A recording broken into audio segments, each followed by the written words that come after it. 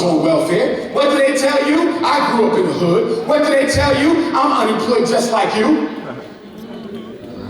You can never compare black poverty to white poverty. Never. Because the white man still benefits from white privilege even when he's dead, broken, poor. And you can never compare black middle class with white middle class. Why not? Because class deals with wealth ownership. Black people in the so-called middle class don't own wealth. They own bank accounts. Houses that are not paid off. Car notes that are not paid off. Timeshares that are not paid off. We own cash, they own wealth. But to make us feel better, they make you think that the black middle class is equal to the white middle class. Well, let me ask you a question. For everybody in here who's middle class or college educated, if you got fired tomorrow, how long could you live before you ended up on the street? Now, let's ask another question. If a white middle class person went unemployed, how long could they last before they ended up on the street? They would probably never end up on the street. Why? Because they got stock, real estate, businesses, multinational corporations. The white middle class person could retire tomorrow and live off the residual income of their investments and wealth, whereas you would have to look for another job. The so-called black middle class was created by the United States government in the aftermath of the Civil Rights Bill of 1964 to do what? Create the illusion of inclusion.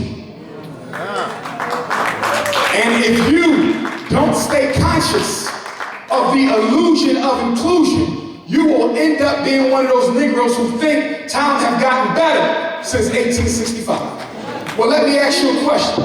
How much wealth did we own in this country in 1865? 1/2 of 1% of all the wealth in this country was owned by African people. Today, December 18, 2011, guess how much wealth you own? 1/2 of 1%. That's with your multi-millionaires. That's with your billionaires. You know why? Because black people are steered into the direction of depleting their financial resources and never using it to transition it into wealth, which makes you a permanent dependent, a permanent consumer, a 21st century slave.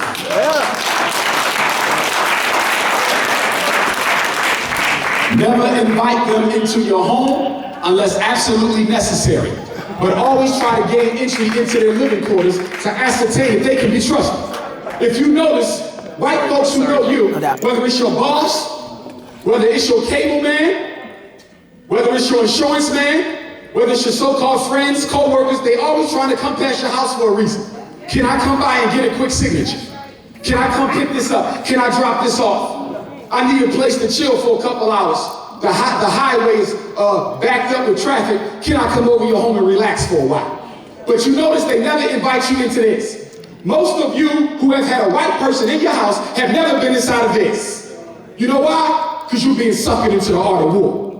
White folk deliberately seek entry into black homes because they have to assess whether or not you can be trusted. They cannot trust you on face value because some of us do have a little bit of military science with us. So as a result of that, they gain entry into your home. Because no matter what you say out of your mouth, no matter how you dress, if I see the inside of your kingdom, I will know exactly the type of Negro you are. And that's why you got to keep white folks out of your home. I knew a black man.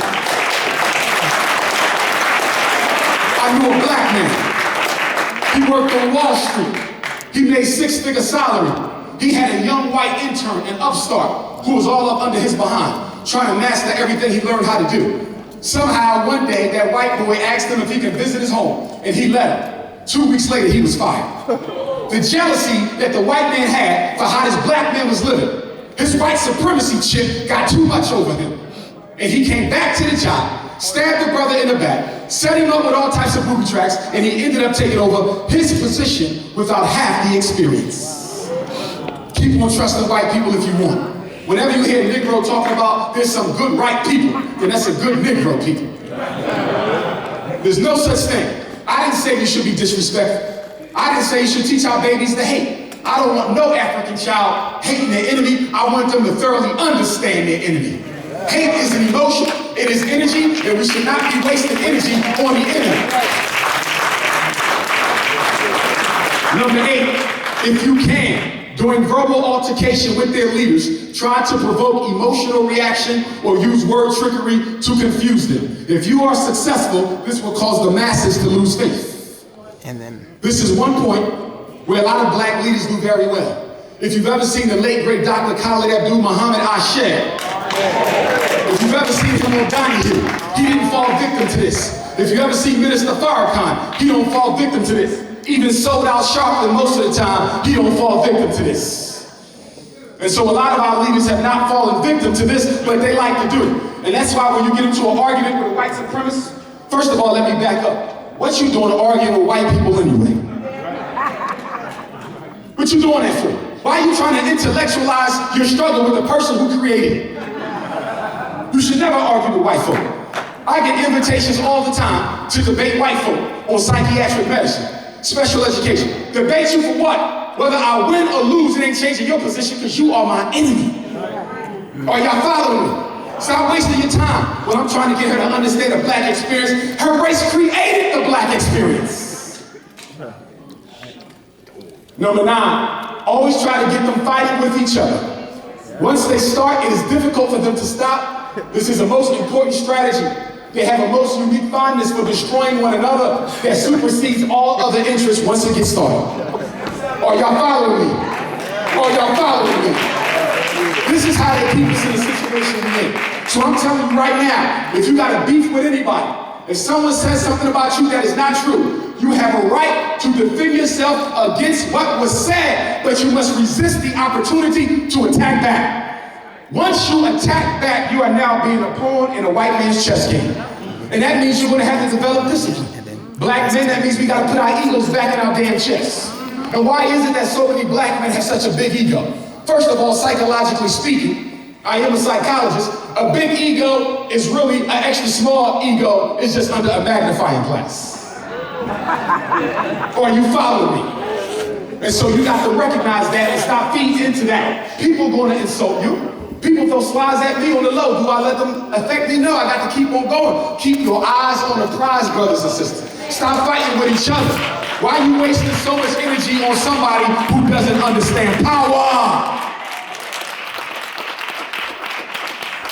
Number 10. If you are able to provide some material support to them or their organizations, this is certain to trip over awe and reverence they naturally have for white people in general. And you will be able to use them like chess pieces, even against each other, to fulfill your agenda.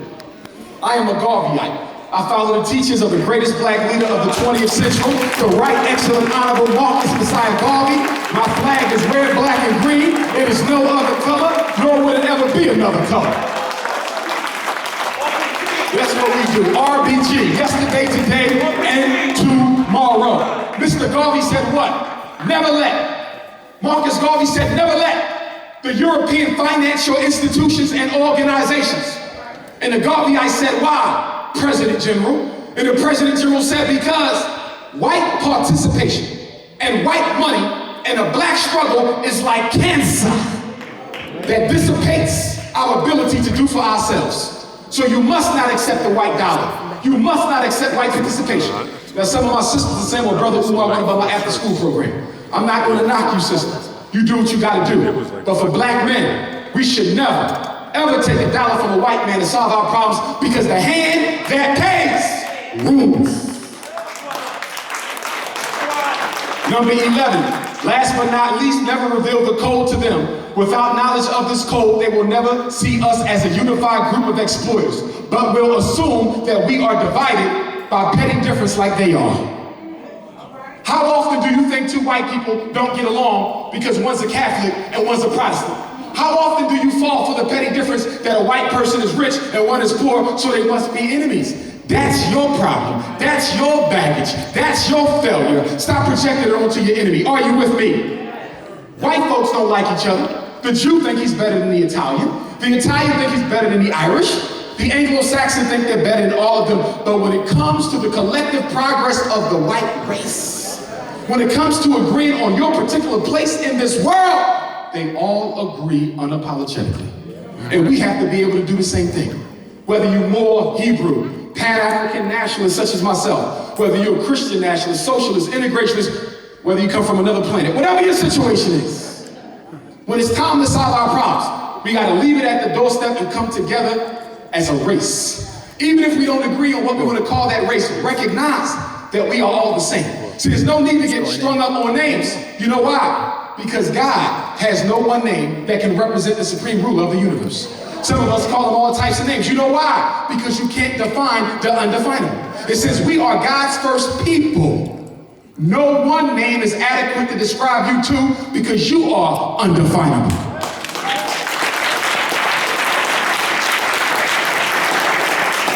Stop assuming that white folks have the differences that you have. One of the top strategies of white supremacy is to do what? Start a fight with each other in front of you to gain your confidence.